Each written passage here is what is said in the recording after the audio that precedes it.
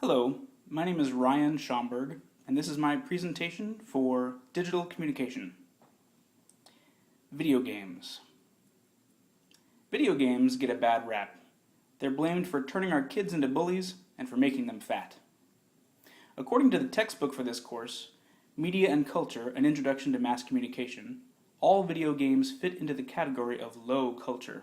In the metaphor of culture as a skyscraper, ballet, symphonies, and art occupy the penthouse. The bottom floors, and even the basement, house popular or low culture, including such icons as soap operas, rock music, radio shock jocks, and video games. Grand Theft Auto 4, 2008's best-selling video game, is listed at the very bottom of the culture as skyscraper metaphor, just above professional wrestling. So if art is high culture and video games are low culture, then video games are not art, right? Film critic Roger Ebert famously threw the video game community into a tizzy by claiming video games can never be art. In fact, that was the title of his article for the Chicago Sun-Times. He later conceded that he had little to base his opinion on. "I was a fool for mentioning video games in the first place," Ebert wrote.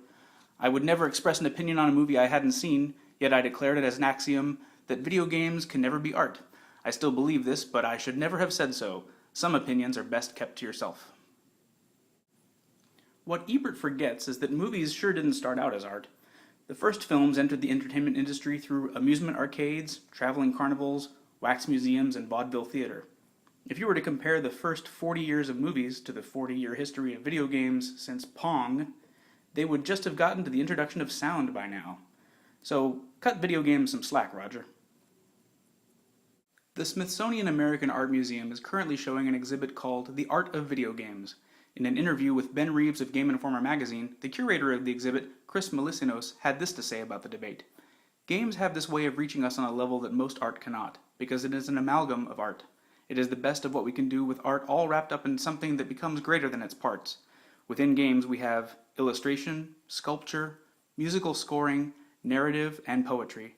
Not only are they an amalgam of all these things, but also they are the only art form that invites us, even requires us, to participate in order to fully express itself.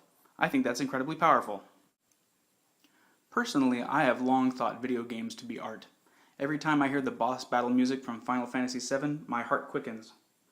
And some of the running around animation from The Legend of Zelda: The Wind Waker is quite possibly some of the best animation I've seen this side of Disney. And I'm only slightly ashamed to say that the emotional roller coaster of the video game journey had me quite a bit choked up at the end, when it seemed all hope was lost and, well, I won't spoil it. What I'm a bit more ashamed to say is, I'm 37 and I love Pokemon. There, I said it.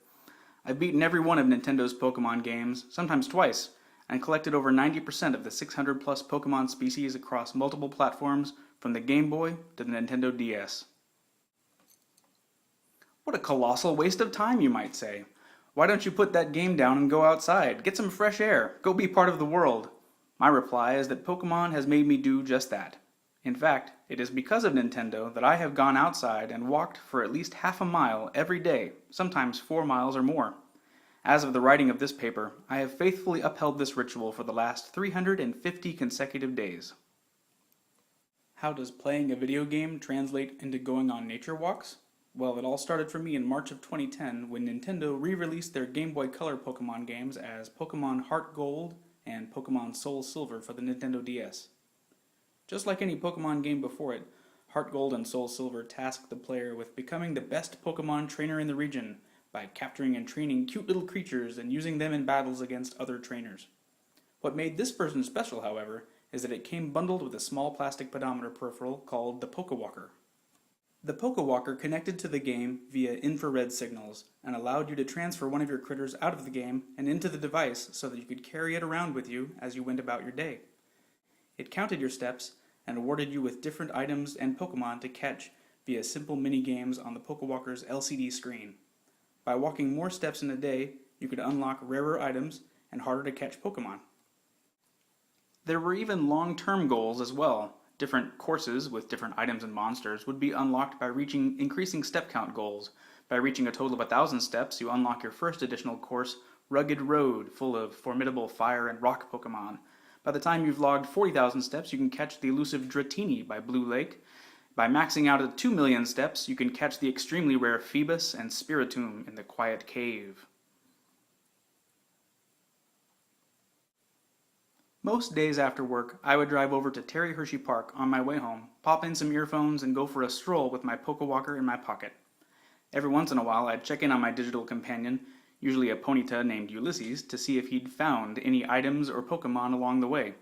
Transferring these treasures and monsters over to my DS game made the whole experience more interactive and rewarding. Not to mention it was far more enjoyable catching Pokemon by strolling through a real leafy glade than a digital one. Eventually, however, the thrill abated. I maxed out the machine at 2 million steps, caught those rarest of critters, and filled out my Pokedex once again. I still went on walks most every day, but didn't really feel that hook to keep me going. Until, in April 2011, the Nintendo 3DS came out. The 3DS had a pedometer built into the hardware, and rewarded walkers with 1 play coin per 100 steps, for a maximum of 10 coins per day. In the beginning, there was only one place to spend your virtual currency, a game you could launch from the home screen to take advantage of the pedometer functionality. Find Me was a game that tasked players with gathering heroes to rescue their me, a cartoony avatar of the person who owns the 3DS, from a multi-level dungeon. For 2 coins apiece, you could hire computer-generated adventurers to go on the quest. But the other great thing about the Nintendo 3DS was its built-in wireless communication functionality. Anybody you passed on your walk who was also carrying a 3DS became a hero in your game. I thought for sure I'd be passing a lot of other people in my travels who were carrying their own 3DSs so they could join me in my Find Me game, but a month in, I'd only met 2 other people, and both of those were probably clerks at GameStops when I went hunting for bargains. So starting May 24th, 2011, I made it my goal to walk at least those 1,000 steps, almost half a mile every single day. That way I wouldn't miss out on those coins, since it seemed hiring travelers was the only way to rescue my me from the clutches of the ultimate ghost. I documented my progress by taking a photo each day of my surroundings as I walked, and I posted those pictures on Facebook.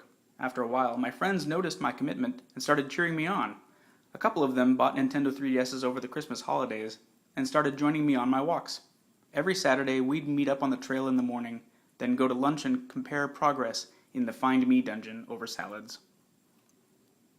As of today, I've walked an average of 5,432.7 steps, over 2 miles, per day with my 3DS, for a total of 2,217,526 steps. That's over 1,000 miles.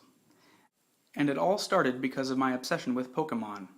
So, how does my experience with the Pokewalker and later the 3DS translate into art? Well, first we have to come to an understanding of what art is. In her article for Psychology Today, The Healing Arts, the Restoring Power of Imagination, Kathy Malchiotti summarizes the 4 aspects of art that her colleague Ellen Dissanyanki says makes up the core value of its existence. First, art makes life special. Art engages the senses. Art involves rituals. And art enhances community. My life has been enriched because of Nintendo. Video games have made my life special by inspiring me to set a goal for myself and by giving me rewards for following through on my commitment.